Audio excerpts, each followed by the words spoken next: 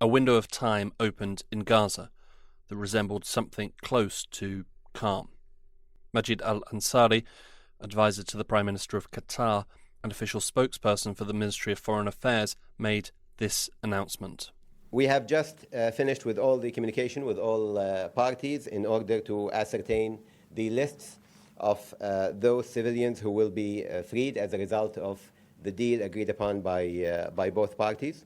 The lists have been handed to both sides, and finally, in a communication just now, the list has been handed to the Israeli intelligence service, the Mossad, in order to facilitate the implementation of the deal. According to this, of course, and as the agreement took place, the beginning of the pause will be 7 a.m. Friday, the 24th of November, and it will last, of course, as agreed, for 4 days. With over 15,000 killed, a pause in the Israeli bombardment was desperately needed. Also needed, the release of civilians, held by both sides. This week, who has been released, and how has the release of Palestinians been decided and managed? My name is Hugo Goodridge, and you're listening to The New Arab Voice.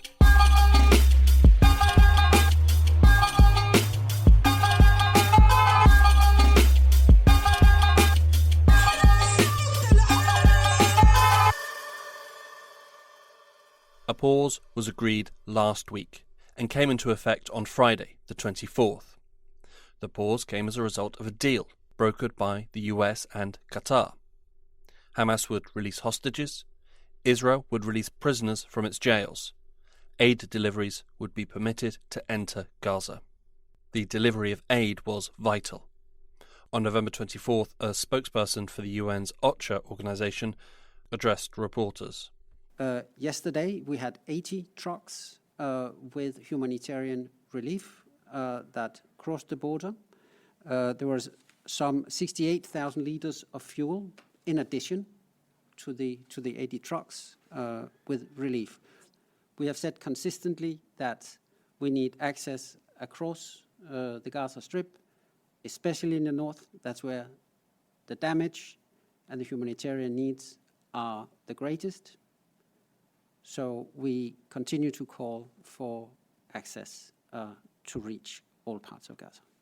I think what is critical in terms of helping people who are under rubble, as we see in other situations, is to have fuel available for any machinery that is in place already to be able to run.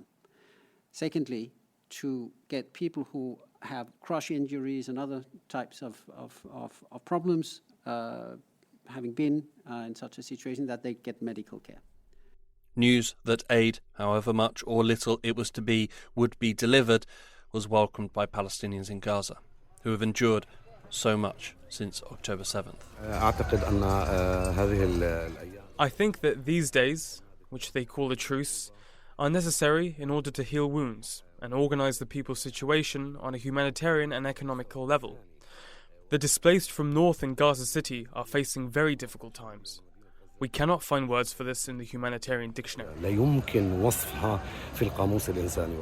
In addition to the delivery of aid, there was a genuine sense of relief that the days would, for the time being, not be filled with bombing and violence.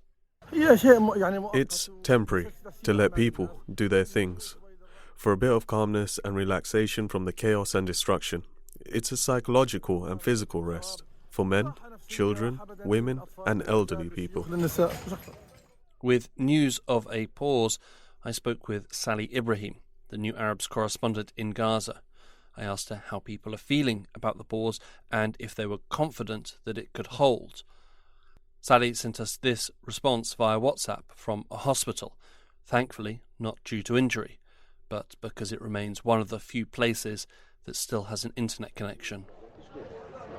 The Palestinians here in the coastal enclave are looking forward to extend more and more of the humanitarian ceasefire reached between the Islamic Hamas movement and the Israeli army in the coastal enclave after long weeks of a bloody conflict between the two sides, which left more than 20,000 of people.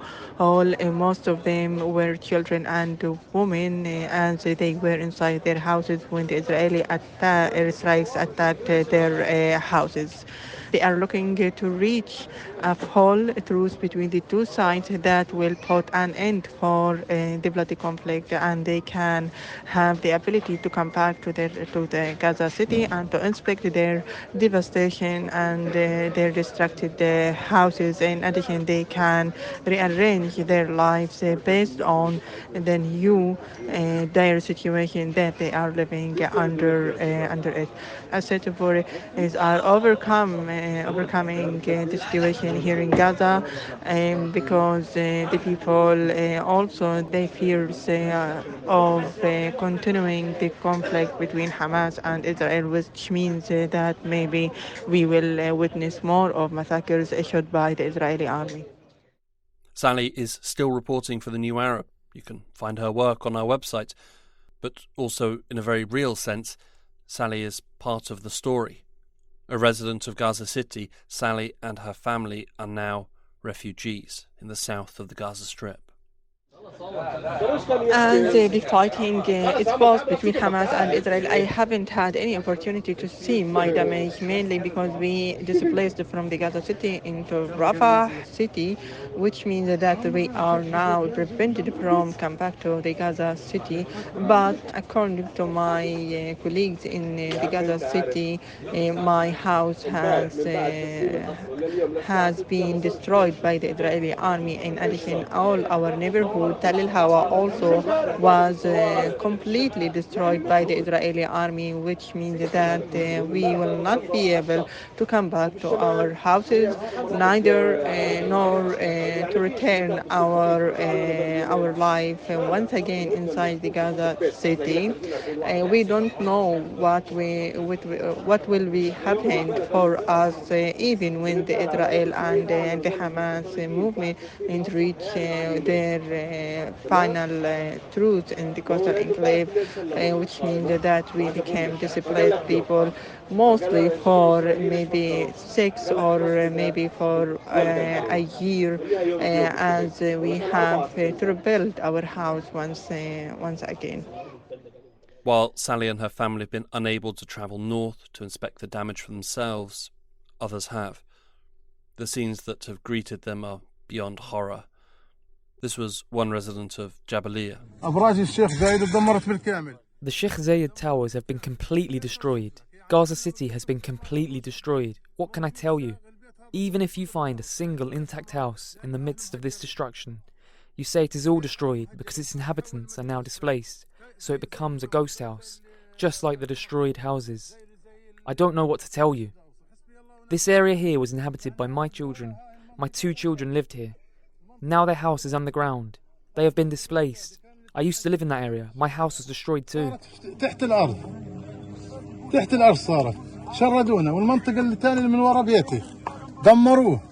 As the people of Gaza started to collect themselves and what remains of their lives, the busy work of hostage diplomacy began almost immediately.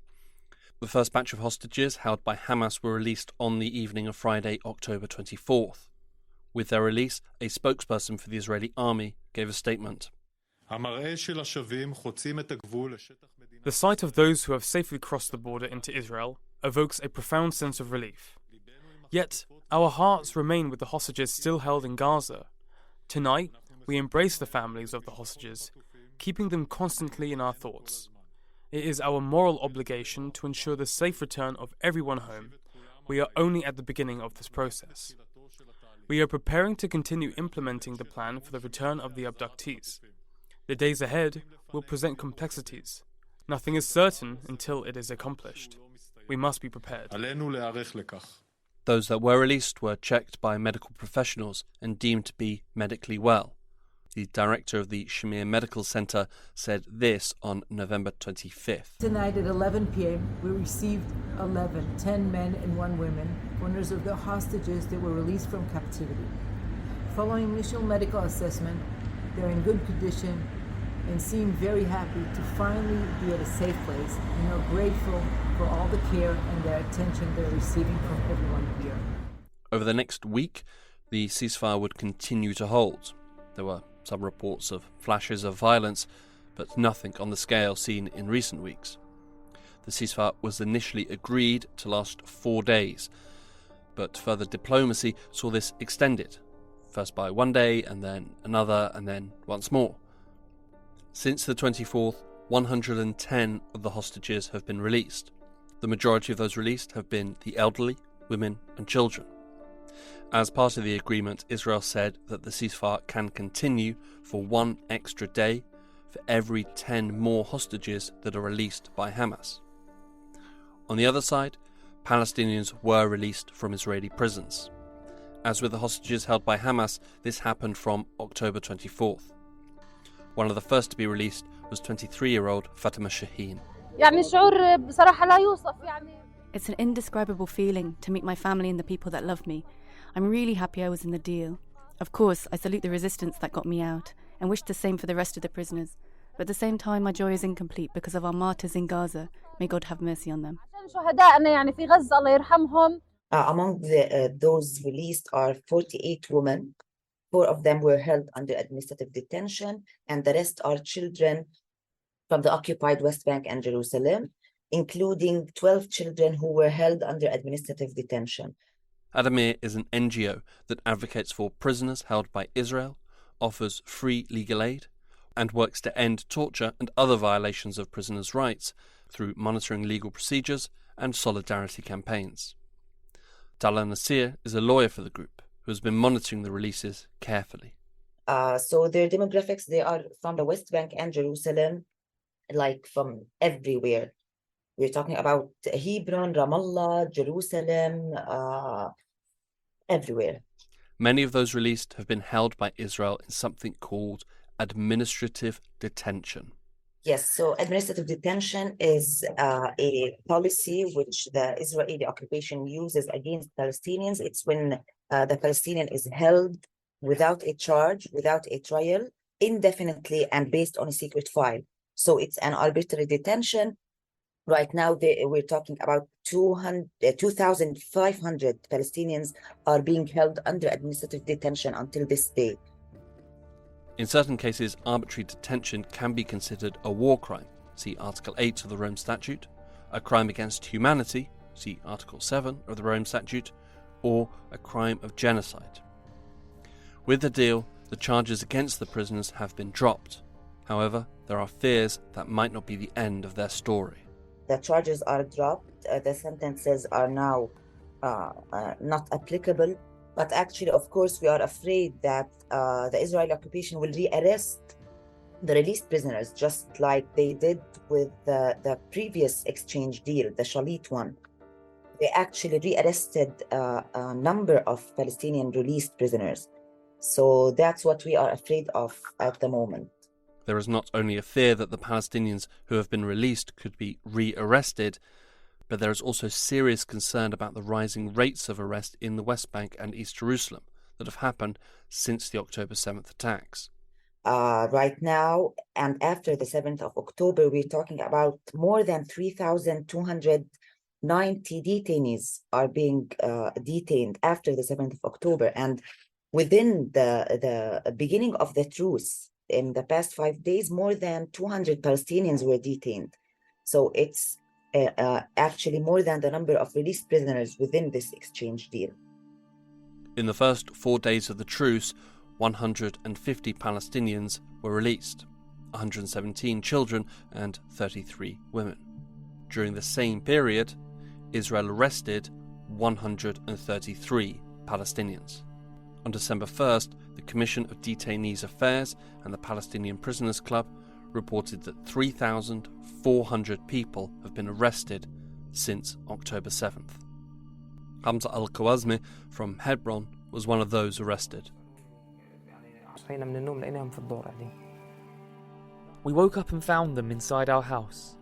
They gathered us in the living room and they took my father to check the car. They checked my ID and told me I was under arrest. They put me in the jeep. In the beginning, in front of my family, they didn't beat me, but the assault started when they put me in the jeep.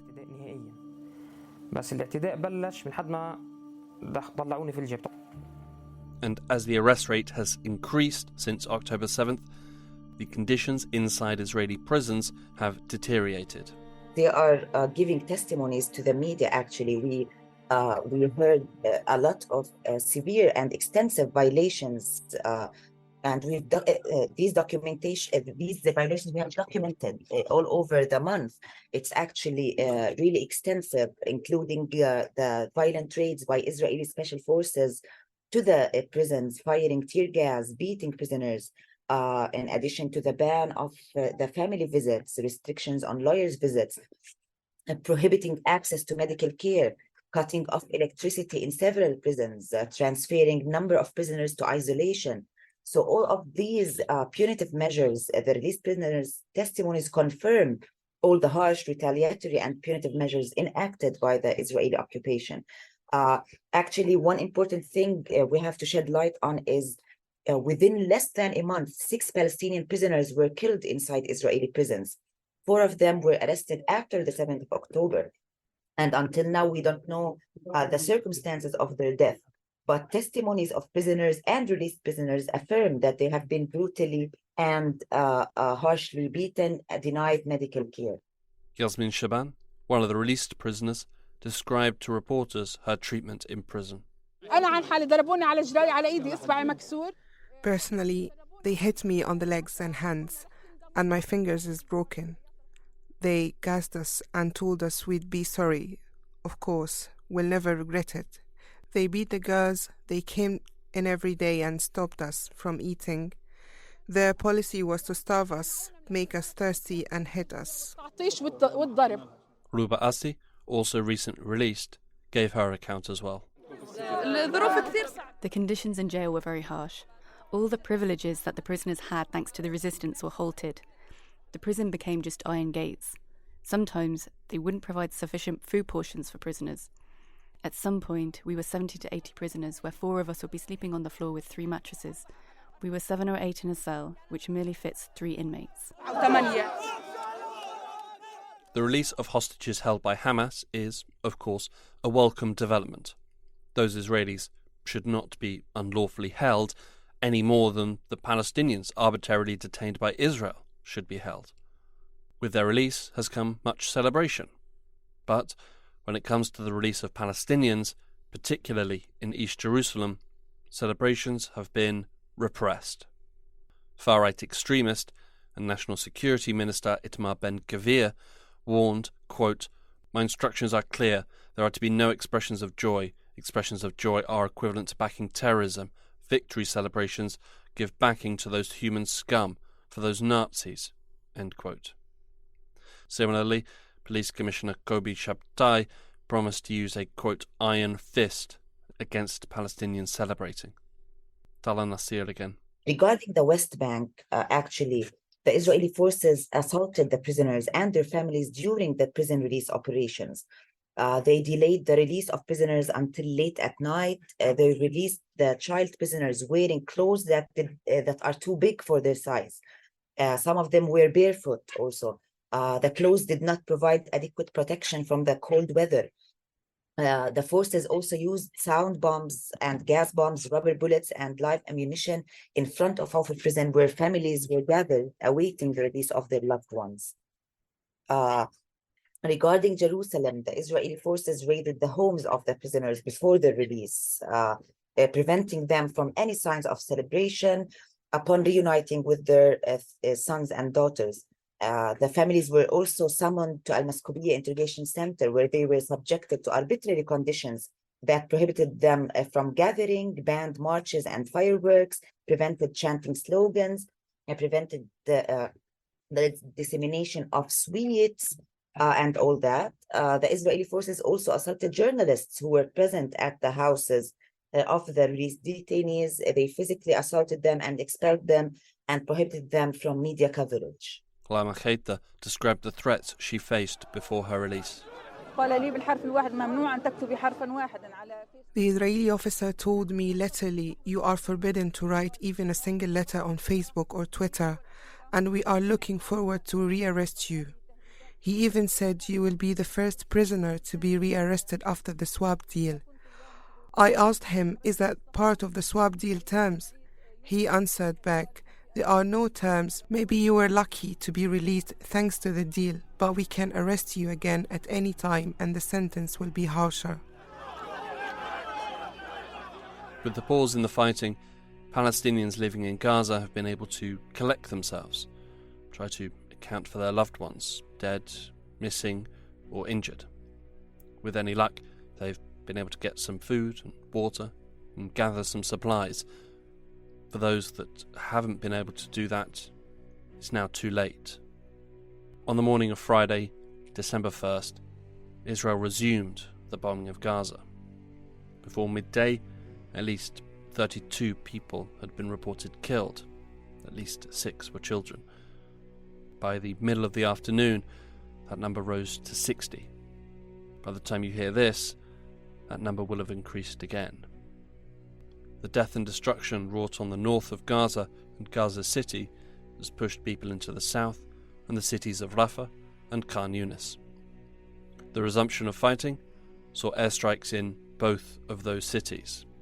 Israel are determined to continue, seemingly however far south it takes them, and the people of Gaza are running out of places to flee.